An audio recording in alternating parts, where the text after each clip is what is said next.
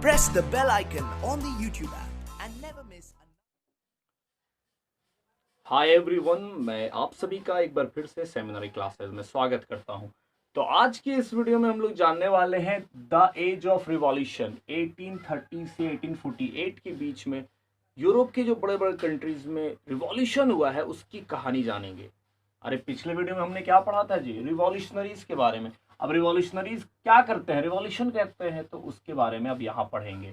अब इस पूरे रिवॉल्यूशन के एज में हम लोग सबसे पहला टॉपिक पढ़ने वाले हैं, वो है जुलाई रिवॉल्यूशन। देखिए इसके नाम से ही सारी बातें क्लियर हो गई कि रिवॉल्यूशन होगा कब, तो जुलाई में होगा, क्योंकि इसमें लिखा हुआ क्या है, जुलाई रिवॉल्यूशन। जुलाई में होने वाला है और 1830 में होगा। 1830 जुलाई में हुआ पहला रिवॉल्यूशन था भाई। तो पहला रिवॉल्यूशन 1830 से स्टार्ट ही हुआ है। 1830 से 1848 के बीच में जितना रिवॉल्यूशन हुआ है इसकी चर्चा इसमें हम लोग करेंगे। टोटल 5 रिवॉल्यूशन की चर्चा करेंगे। तो उसमें जो पहला वाला है वो है जुलाई रिवॉल्यूशन। तो जुलाई के महीने में हुआ तो जुलाई रिवॉल्यूशन, मई के महीने में होगा तो मई रिवॉल्यूशन। अब ये फ्रांस में हुआ था। किस देश में हुआ था? फ्रांस में।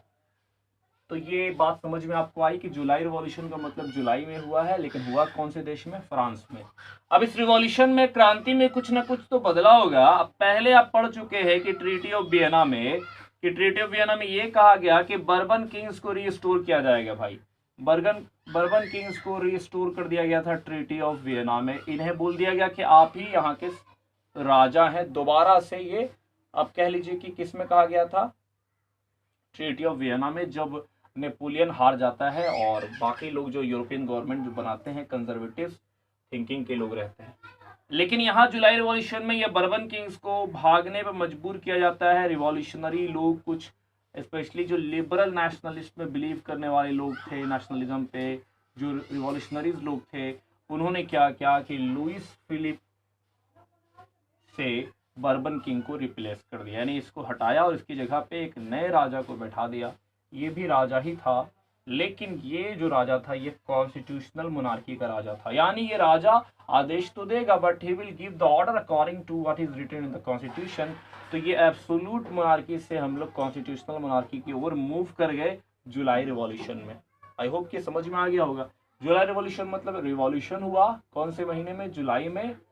और 1830 में कहाँ हुआ था? फ्रांस में, जिसमें बर्बन किंग, जिसको कि रिस्टोर किया गया था ट्रीटी ऑफ वियना में, उसको हटाकर लुइस फिलिप को राजा बनाया गया और ये जो था कॉन्स्टिट्यूशनल मोनार्की का राजा था। आगे के स्टेटमेंट बहुत ही फेमस स्टेटमेंट है जो दिया गया इसी प्रकरण में, वो कह लीजिए कि काफी हद तक सूट करता है। व्हेन फ्रांस स्नीजेस, जब फ्रांस छींकता है तो rest of Europe catches cold. तो रेस्ट ऑफ यूरोप का बाकी हिस्से को सर्दी हो जाती है। क्या मतलब? वो जब फ्रांस छींकता है तो यूरोप के बाकी हिस्से को सर्दी हो जाती है। कई बार ये स्टेटमेंट दे दिया जाएगा और कहा जाएगा इसे एक्सप्लेन कीजिए, जस्टिफाई करिए क्या कहा जा रहा है। ये स्टेटमेंट सबसे पहले तो ये जान लीजिए किसने कहा था। ये उसी ने कहा था जिसने, आप सोच लीजिए, पिछले वीडियो में मैंने क्वेश्चन किया था, उसका जो जवाब है वही इसका भी जवाब है। ऑस्ट्रिया का चांसलर था बंदा, थोड़ा बहुत आपको याद आ रहा होगा वो कौन था, वो है ड्यूक मैटरनिच।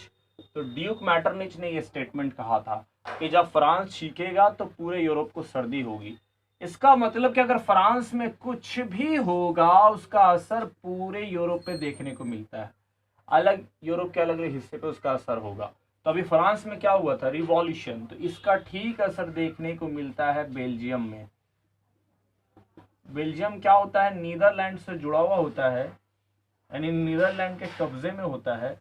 अब इससे क्या हो जाता है? ये आज़ाद हो जाता है, फ्रीडम इसको मिल जाता है, ब्रेक अवे कर जाता है। तो बेल्जियम भी रिवॉल्यूशन करके नीदरलैंड से आज़ादी लेता है। कब लेता है?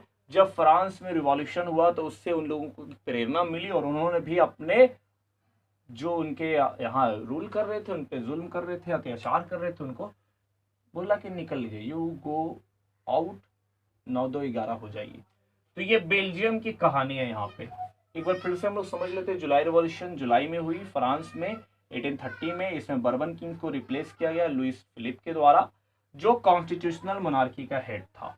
एक स्टेटमेंट है, जब फ्रांस छींकता है तो पूरे यूरोप को सर्दी हो जाती है, यूरोप के और दूसरे हिस्से को सर्दी हो जाती है। तो इसका मतलब होता है कि फ्रांस में अगर कुछ होगा तो यूरोप के दूसरी जगह पे उसका असर देखने को मिलेगा। ये लाइन कहा था ऑस्ट्रिया के चांसलर ड्यूक मैटरनिच ने, और इसका असर सही में देखने को मिला। ऐसा असर देखने को मिला कि बेल्जियम नीदरलैंड से अलग हो गया। आई होप कि यहाँ तक आपको समझ में आ गया होगा। तो अगले वीडियो में हम लोग जानने वाले हैं the Greek war of independence के बारे में। इससे पहले कि मैं अगला वीडियो अपलोड करूं, मैं जानना चाहूंगा इस कमेंट सेक्शन में कि ग्रीस किस कॉन्टिनेंट में है। आप ज़रूर से ज़रूर कमेंट सेक्शन में इसका रिप्लाई दें। Thank you, have a nice day, bye bye.